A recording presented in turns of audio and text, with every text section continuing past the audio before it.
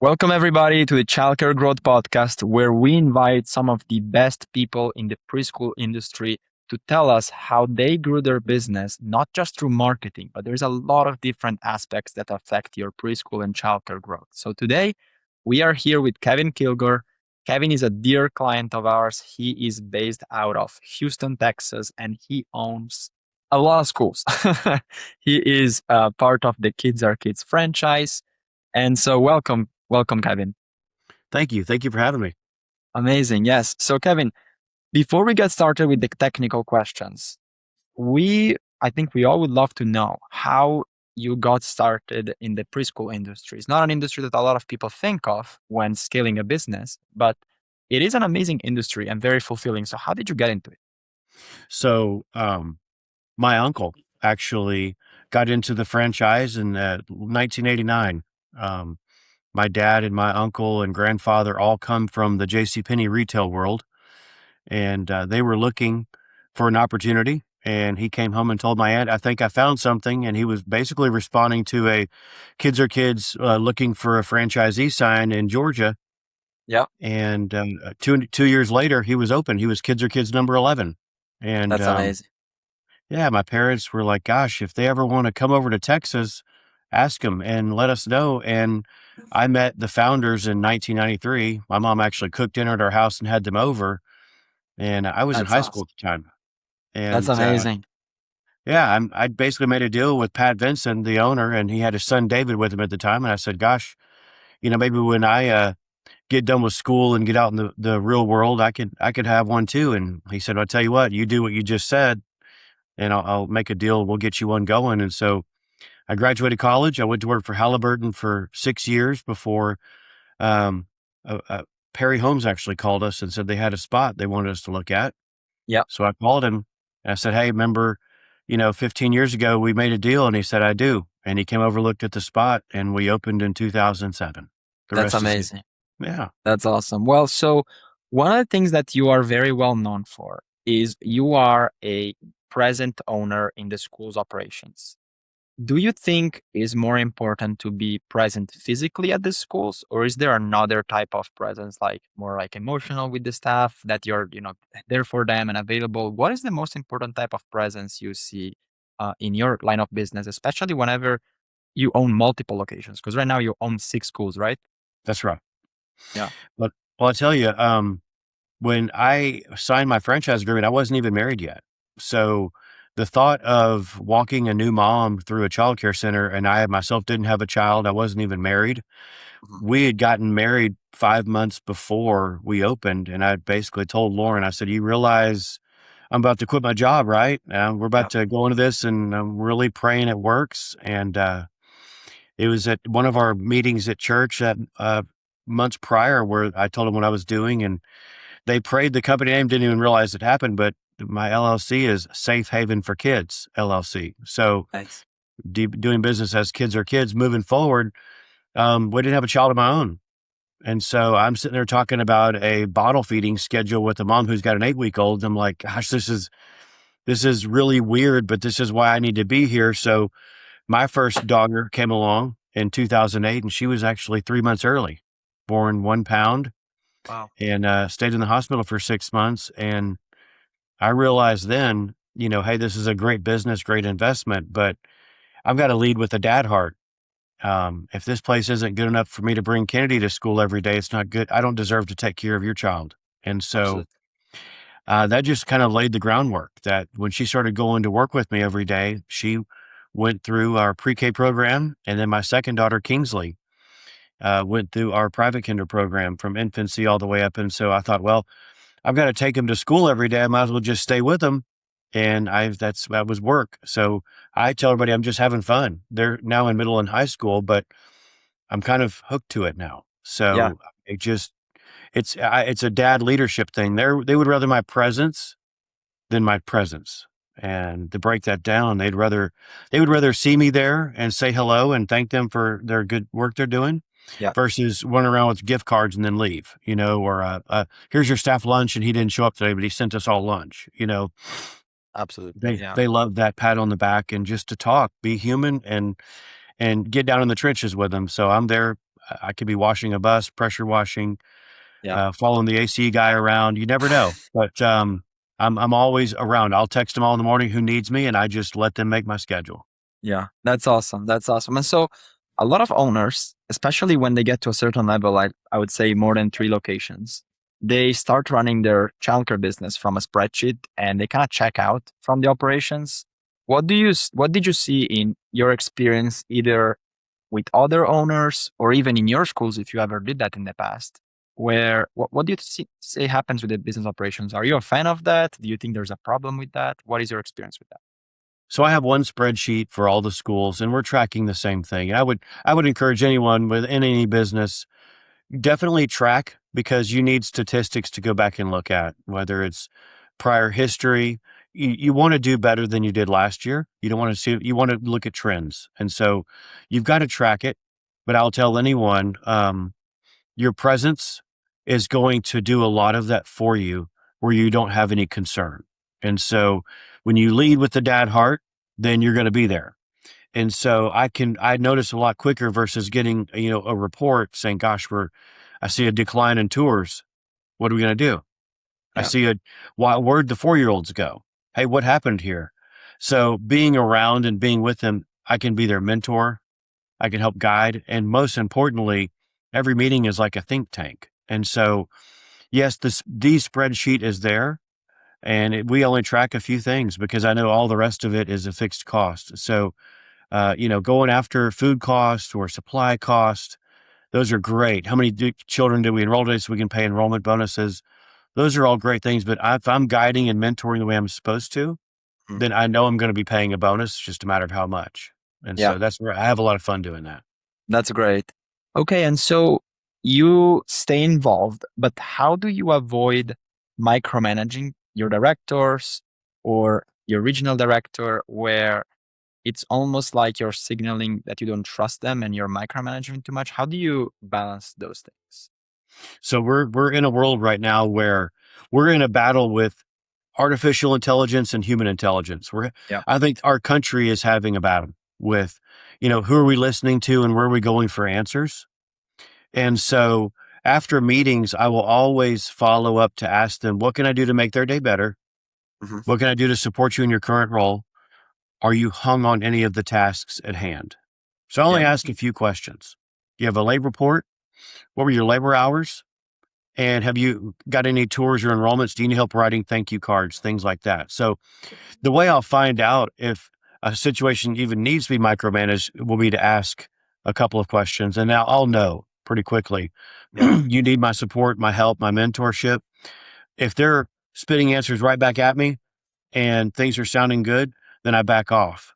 I'll only start diving in if we both know that, hey, things aren't going well. I don't know what's going on with tours, but the phone's not ringing. Or we've had 11 tours in the last 2 weeks and we haven't closed a single one. And we got an age group that's not closing. What's going on in the classroom or Yeah. employee retention? So when I'm not talking to folks at the front, the way I'll do that is it's good with my personality to have 2 different schools to go to. If I'm not at your location, we can FaceTime, we can ask Sure. questions. I don't want you to fall behind. And so being a mentor is, to me, I would rather guide them so they can do the things that I do. I'd rather see an assistant director become a director become a co-director, then regional director, area director, things like that. So I feel like all I do is run a training camp, and that's Yeah. okay. We're all learning together. It's like practicing medicine. We practice childcare every day. Absolutely. That's great. And so you mentioned earlier that you kind of have your staff make your schedule based on the needs of the schools.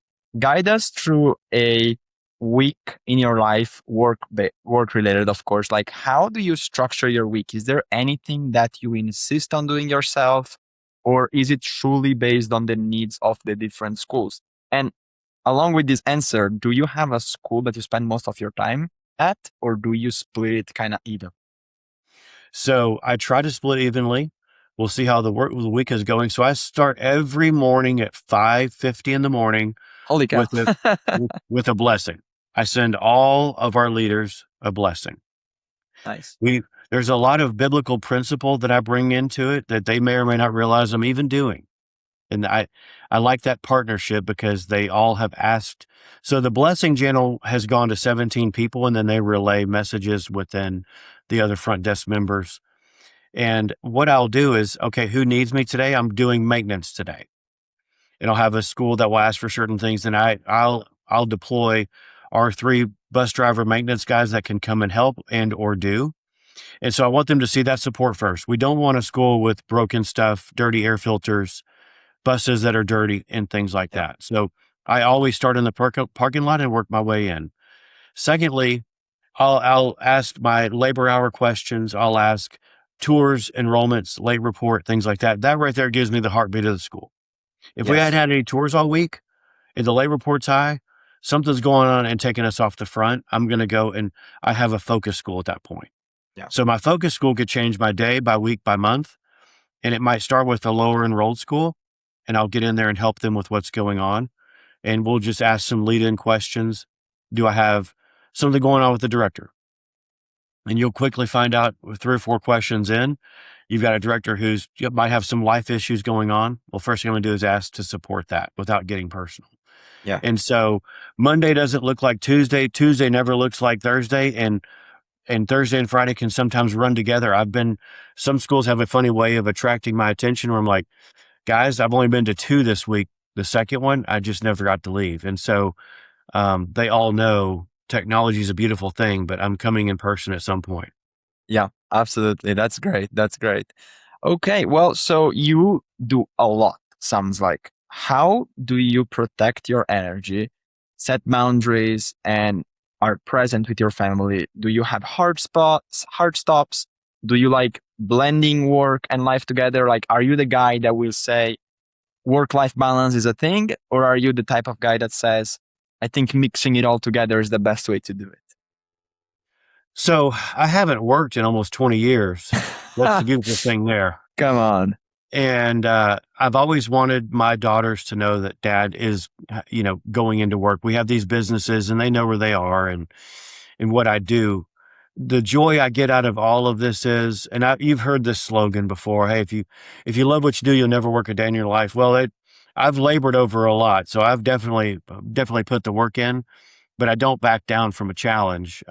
Example, we've had a school where the backflow preventers have been stolen twice in the same week, Wow. and that shuts our water down. Wow. And one time it happened on a Friday night. The other time they got us the following week on a Monday night. Those are not fun calls to get at 5:50 in the morning when you send out your blessing and you get a picture of Yeah. water looking like a geyser going into the street. I'm like, well, I'm going to get up there and band-aid that so we can get open the next few hours. So those are tough. So the work-life balance comes in when I need to go and get things done. That could be an 11-hour day, but I Yeah. cherish days like today where it was a 4-hour day. Yeah. And so I find the Aside from me balance in all bothering of it. you, I'm No. bothering your ass. Yeah. No, that's okay too, and I encourage people to bother me. That keeps me on my toes. So I did bother. No, I'm joking. No. No, I never I always see it as, gosh, I'm the chief thinker and innovator in my There you go. world, my own little world. But the beautiful thing is that it keeps me young and happy and smiling. Yeah, And so absolutely. are there ever, stressful moments and moments of anxiety? Of course. Yeah, I think people that say they don't are lying, but if you're working abs- full time, you're going to have some borders and boundaries that you've got to set. Our hours are 6 a.m. to 6 p.m. I'm reachable before and after, and everybody knows that. And again, I love I got home at 7:30 yesterday, but today I'm going to go get a good workout in at 4:30 and call it a day. nice. But they all know that they can text or call if they need me. So it could be a 50-hour week, and I'm like a nurse. I could have the first 36 hours in by Wednesday, you know, Nice. Yeah, yeah, yeah. and you Absolutely. take that as it comes because the good comes with the challenge. I never say the good comes with the bad or the bad comes with the good. Yeah, The good comes with the challenge, and the challenge, I like to make sure that we're on the other side and winning at that point. Make it better than it was before. absolutely. That's great. So your schools are known by many people in the kids are kids industry, but even in the preschool industry, people that are not in the kids are kids world, to be performing well above average. And we would like to ask you, what are some things that you're doing right now and things that you did in the past? Because this has been a trend that has gone for years, I hear, What have you done in the past? What are you doing today that's helping you maintain that above average staff retention, above average enrollment, above average, pretty much any KPI that you look at your schools, you're doing better than the majority of the preschools in the United States. So I'll tell you first, that's a God thing. I mean, it's truly a blessing, and I'll give it all there. As far as the human sacrifice, um, you'll look at a few things and you have to be ready to pivot at any time. I think the state of Texas for sure for 2025, 26, everyone had to pivot quickly with the Texas free pre-K that Yeah, happened.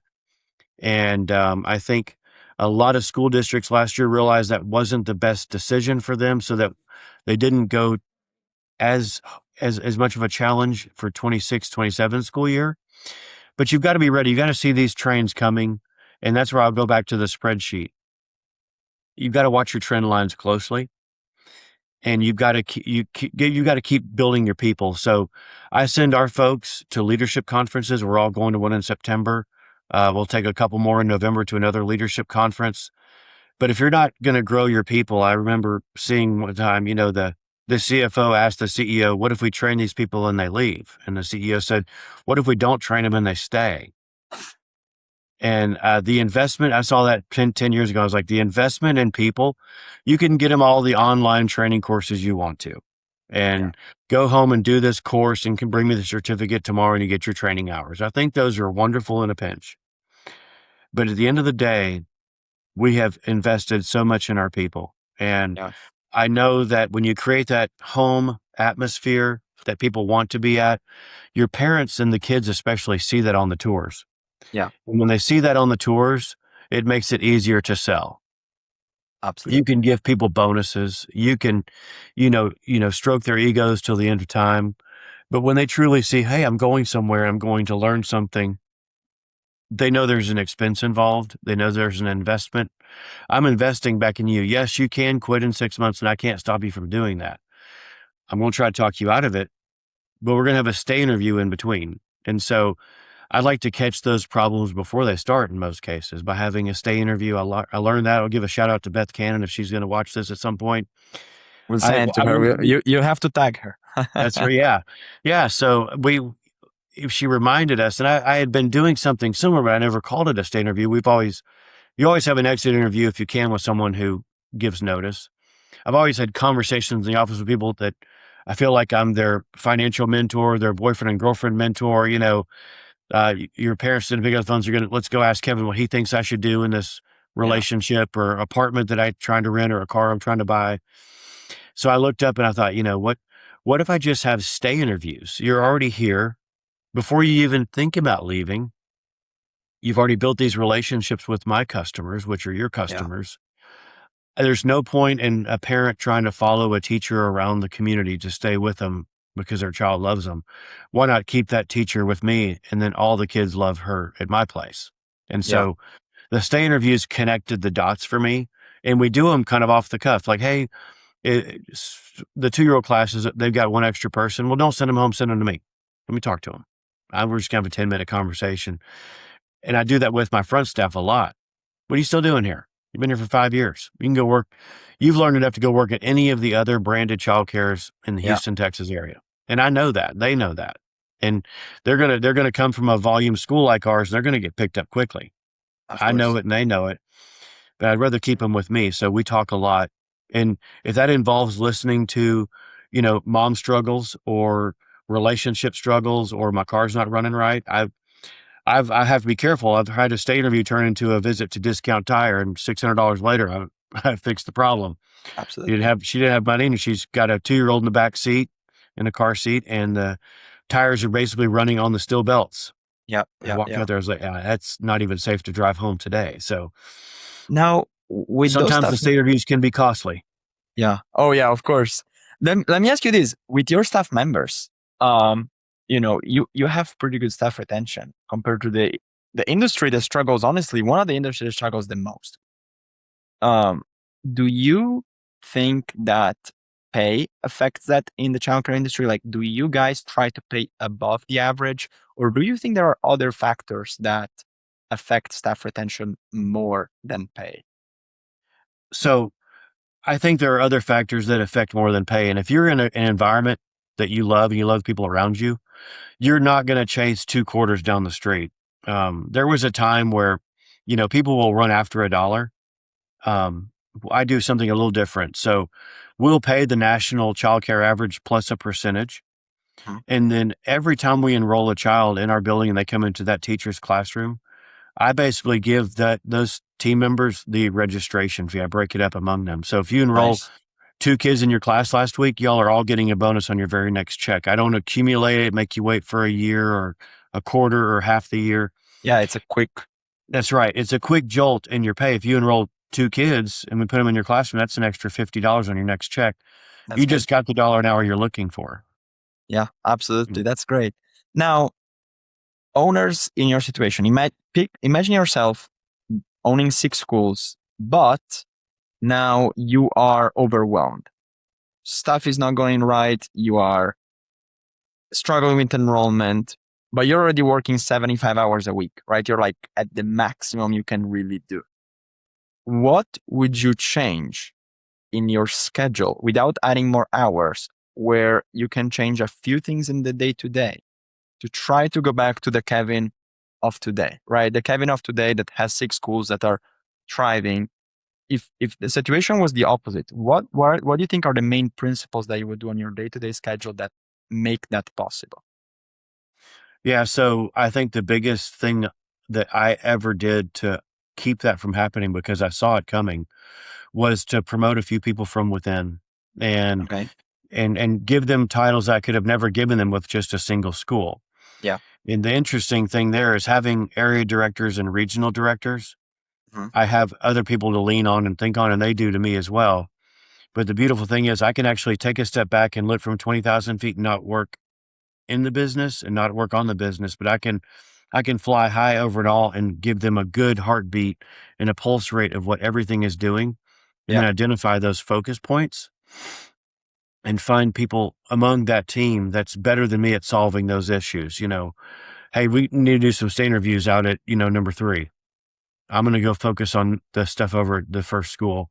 We've got this going on. Or why do we have that classroom? We've upset 3 parents in the same classroom at this school. We've got an issue. Well, are we doing a round robin with teachers? Are we closing it earlier? Are we grouping and combining? Are we doing the daycare shuffle? Let's get over there and find out what's going on. You Yeah. may find that the admin team is robbing Peter to pay Paul with staff. Maybe they've hired 3 bad eggs. Identify those issues, and then we come back together and think about it. So even with that, we still have those moments of, man, that was a long week.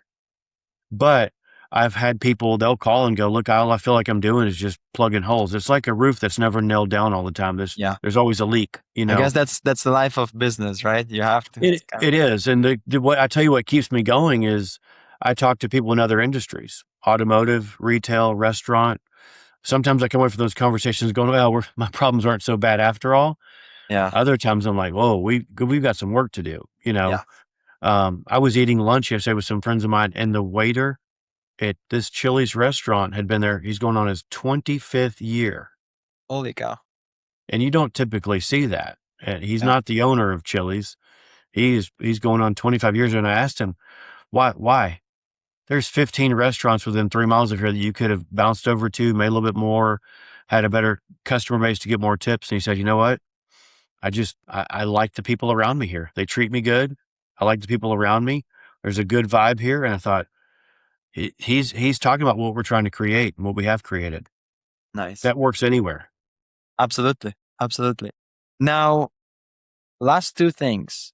The first one would be, if an owner is listening today to this podcast and you had to give them one thing they can start tomorrow, so it has to be very practical, that they can start tomorrow to turn around their owner life, for either someone trying to scale their business, revamp the operations. Is there something practical they can start doing right away to get to one day owning 6 schools that are full?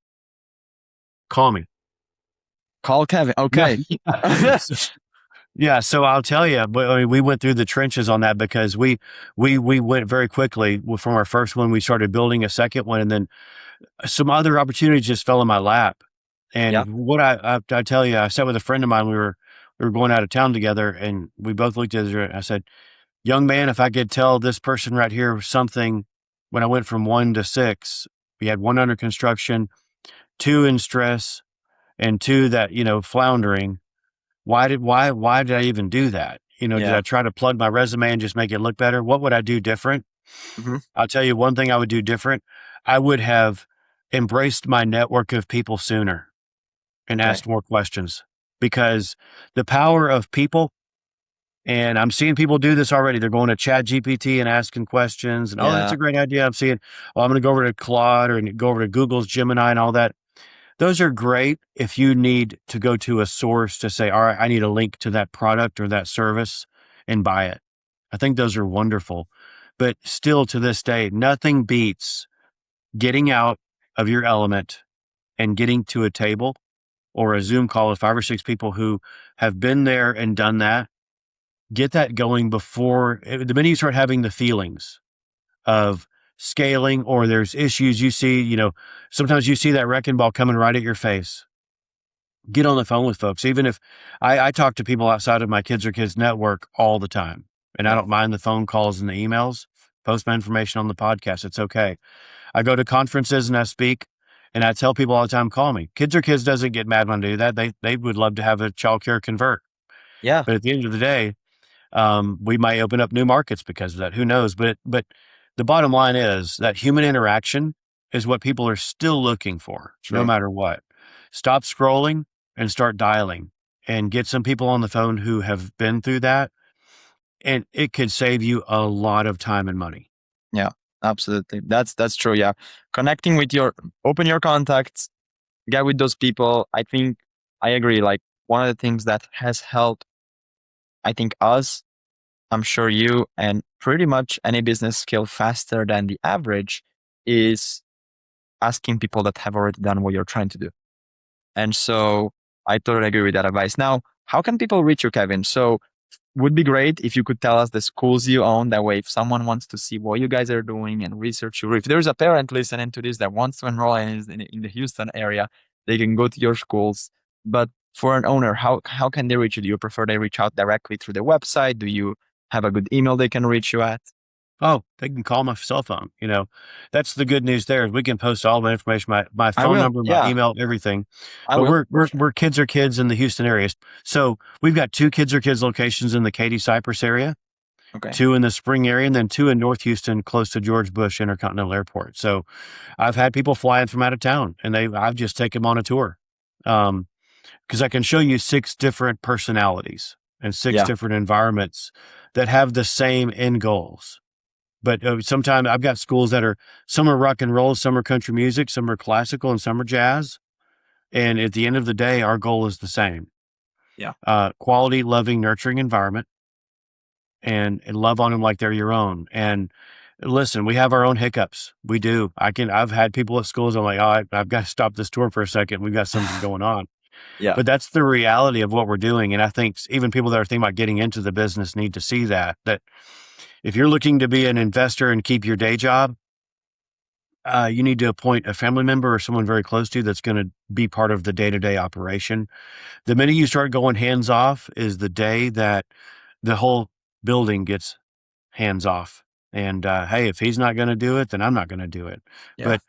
But there isn't much, because I don't go in the empty room and change diapers. It never looks good with a guy doing that. But there isn't much that I wouldn't ask someone to do that I haven't already done multiple times over the years. Yeah.